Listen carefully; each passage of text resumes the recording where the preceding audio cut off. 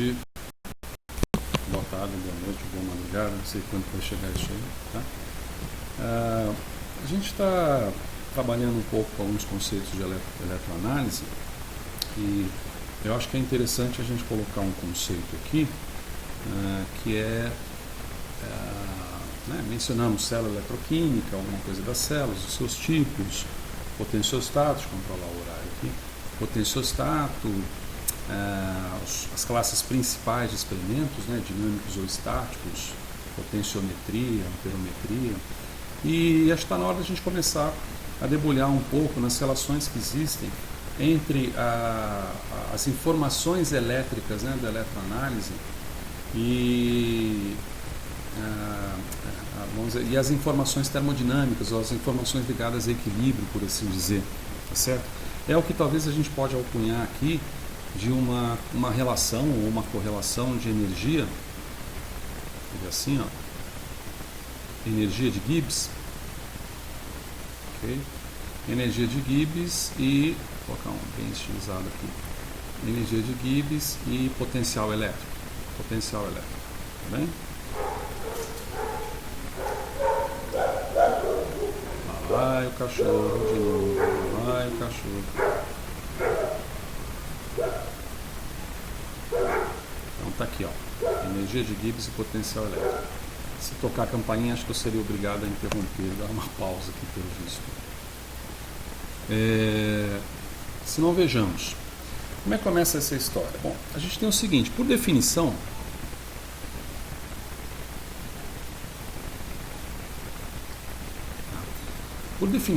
a gente tem uma associação de cargas, né, definida pela lei de Coulomb, na qual a pequena variaçãozinha que você possa ter numa carga, ela pode ser definida como uma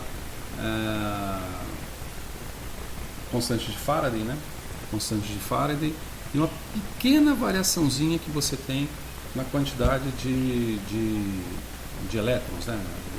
Propriamente dito. Então, isso seria o quê? Seria uma derivada total, né? Então, se a gente coloca aqui essa derivada integrada por cargas e do mesmo direito integrada por quantidades de mol, a gente pode dizer que, por definição, Q vai ser igual a menos Fn, correto? E é bom que se diga, então, vou colocar isso aqui como sendo equação 1, tá? É bom que se diga, então, que esse F é igual à constante de Faraday. Constante de Faraday. Aliás, acho que eu vou fazer o seguinte, eu vou tentar repartir esse quadro aqui. Você está mais ou menos na metade, está mais ou menos na metade. Vou repartir esse quadro aqui, ó. Aí chega para cá. Beleza? Uma coisa interessante da constante de Faraday também é que é a seguinte, a constante de Faraday ela pode ser definida como o número de Avogadro vezes a carga elétrica essencial, carga elétrica elementar, né? Carga elementar. Então você tem aqui, se isso aqui é 6,02 vezes 10 a 23 coisas, né? Não é necessariamente mol, pode ser elétron, pode ser carro, pode ser o que for, molécula, átomo. Você tem que a carga elementar vai ser igual a 1,603 vezes 10 a menos 19 coulombs, que é a unidade de carga, né? Do sistema internacional. Você multiplica esses dois fatores aqui, ó, você vai chegar num valor de 96.500. Na verdade, eu fiz na calculadora um pouco antes dessa, acho que dá 96.500,6. Né? Acho que experimentalmente chega a 96.485, né? Acho que é alguma coisa assim, 96.485. Confere nesses tabelinhas, tá? Mas o que importa nesse sentido é que a gente tem uma relação em que a gente tem a carga. Uma carga relacionada a elétron. É a alma da eletroquímica, né? Se você for pensar, a eletroanálise, na realidade, é a análise de processos eletroquímicos. E a eletroquímica, desculpe subestimar a vossa inteligência, a eletroquímica é trabalhar com a associação de elétrons, de eletricidade, de um lado, química do outro lado. Né? E nesse sentido, o que está nos interessando aqui é a carga. Né? Porque nós não vamos ficar discutindo o que é um elétron aqui, né? Um comportamento dual partícula-onda. E também não vamos ficar discutindo muito o número de Avogadro aqui, mas tem umas relações bem interessantes, né? A constante de gases e o número de Avogadro, tem umas relações bem interessantes. Mas o que importa é a carga. Tá? Como é que a gente define uma carga? Tá? Como é que a gente tem uma relação que a gente possa definir como carga?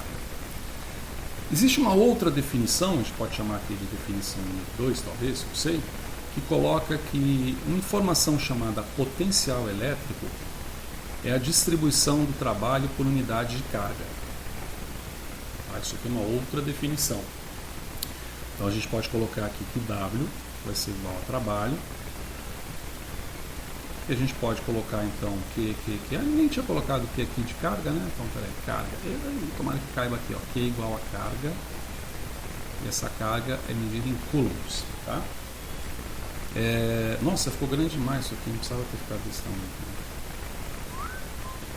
Tá? E esse φ aqui, essa é a letra grega φ, ele é definido como potencial elétrico. Ou seja, um potencial, isso tem a ver com energia, né? Quando a gente fala em potencial, tem a ver com energia desenvolvida num determinado campo elétrico. Essa definição de potencial elétrico, ela está relacionada, vamos começar a colorir, né? Ela está correlacionada à possibilidade de você pegar uma carga unitária positiva no infinito e trazer essa carga para um determinado ponto que eu vou chamar do ponto P. Então, esse potencial elétrico, ele relaciona isso, quer dizer, o trabalho que é gasto para você tirar uma carga unitária positiva do infinito e trazer vamos fazer assim, né? Do infinito e trazer um determinado ponto P, tá certo? Só que do infinito é meio difícil a gente trabalhar. Então a gente pode trabalhar com a ideia de que você possa pegar desse ponto P, vou mudar de corzinha aqui, ó. A gente pode pegar desse ponto P e trazer para um outro ponto. Bom, se eu tenho um P aqui, eu vou chamar aqui de P2. E nesse sentido eu vou ter aqui, em vez de P, eu vou ter aqui P1, certo? Então veja, nessa situação eu tenho associado um determinado trabalho aqui que eu vou chamar de 1. E posso ter um determinado trabalho associado aqui, que é o trabalho para levar essa carga do ponto P1 para o ponto P2, porque do infinito não me interessa muito, me interessa mais de um ponto de referência, né? Do ponto P1 ao ponto P2. O infinito eu não consigo medir quantitativamente, né? Bom, a isso então eu tenho associado, obviamente, um potencial que eu posso chamar de 1. E aí eu posso ter também aqui um potencial que eu posso chamar de 2, tá certo?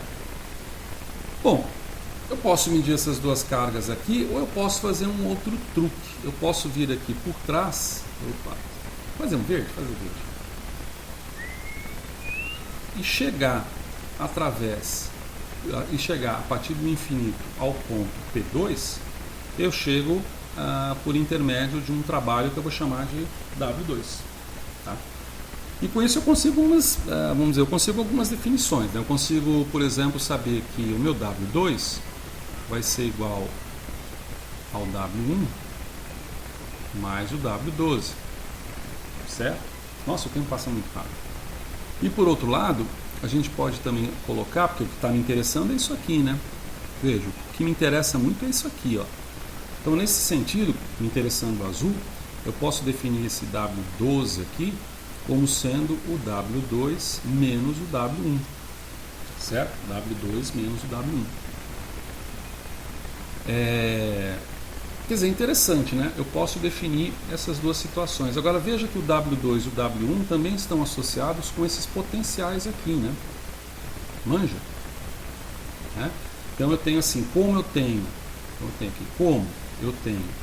que φ vai ser igual, isso fica esquisito, vai ficar um coraçãozinho partindo, a W sobre Q, tá? Então eu posso concluir que se eu fizer, deixa eu ver aqui, então não, peraí, então eu posso concluir aqui que W vai ser igual a φ vezes Q.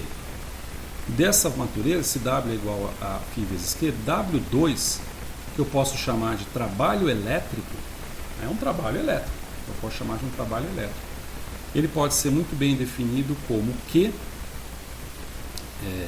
Q, que é a carga, que multiplica φ2 menos φ1. Tá certo?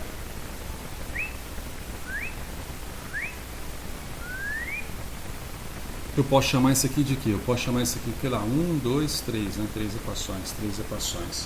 Então veja que interessante, né? Eu consigo agora definir um trabalho elétrico para a movimentação de uma carga que agora já não sai de infinito, ela sai de um ponto de referência. E eu posso fazer mais, eu posso chamar isso daqui de um determinado termo, tá certo? Eu posso chamar isso daqui chamando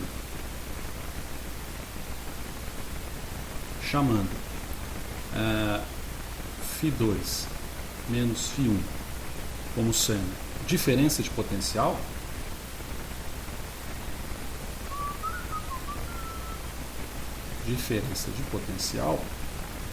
Vamos ocupar agora o outro lado. Deixa eu subir aqui. Tá? Então, novamente, eu tenho que φ2 menos φ1 vai ser igual a uma diferença de potencial. Vou abreviar aqui, diferença de potencial. Eu posso atribuir esse valor também ao E.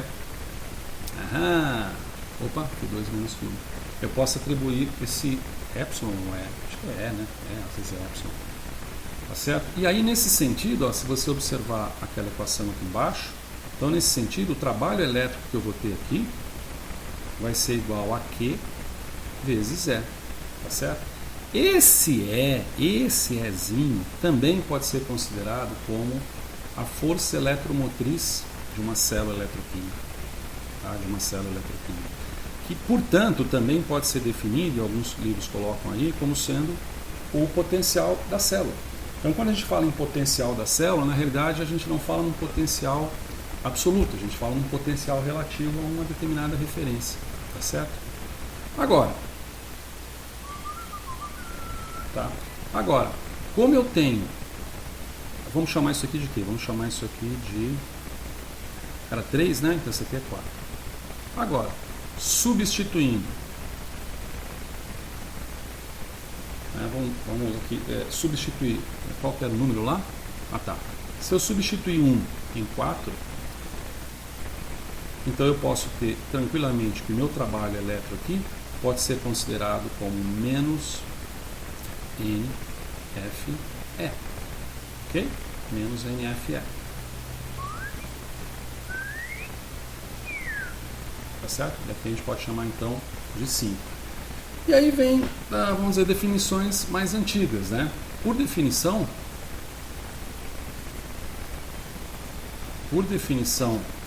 da termodinâmica clássica, tem algumas equações aqui que nós não vamos deduzir por uma questão de fazer parte de outros conteúdos, né? Por exemplo, a equação de Gibbs ou Gibbs-Helmholtz, 15 minutos de dedução aqui no quadro, talvez não seja esse o objetivo, potencial químico de uma solução ideal, de uma solução diluída, de uma solução não ideal, essas coisas, é um pouco, vamos dizer assim, seria um investimento que para os nossos objetivos não é muito claro. Melhor a gente deduzir coisas que sejam mais práticas, como por exemplo as equações ligadas à transferência de carga, da cinética de transferência de carga, por exemplo, tá bem? Equilíbrio químico. Mas algumas são interessantes, né? Então, por definição, a gente sabe o seguinte, que a variação infinitesimal de energia de Gibbs, ela se equaliza ou equivale a um trabalho de não expansão. Se você for pegar livro de físico-química clássica, você observa isso, quando você deduz a partir daquelas relações de expansão e contração em pistão, o trabalho que é realizado ali, considerando pressão, considerando as quantidades termodinâmicas, tá? Considerando as quantidades de estado, né? A pressão, a temperatura, o número de mols, etc. Você tem lá um trabalho de expansão e um trabalho de não expansão. Esse trabalho de não expansão, ele faz o cômputo da entalpia que está definida em cima da energia interna do sistema, né? Da energia interna do sistema, e também faz o cômputo da entropia. Isso relacionado, você tem uma diferença infinitesimal, que no final das contas é chamado de energia de Gibbs, e que ela pode se equivaler ou ser maior quando negativa de um trabalho de não expansão. Se a gente chamando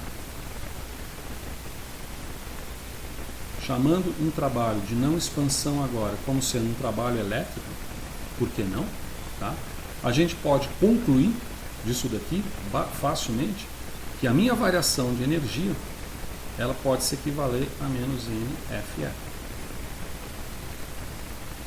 E esta equaçãozinha aqui é uma equaçãozinha porreta, 6 aqui, tá? É uma equaçãozinha porreta que me diz uma coisa bem interessante, que o esse representa, vamos dizer assim, representa a energia em uma célula.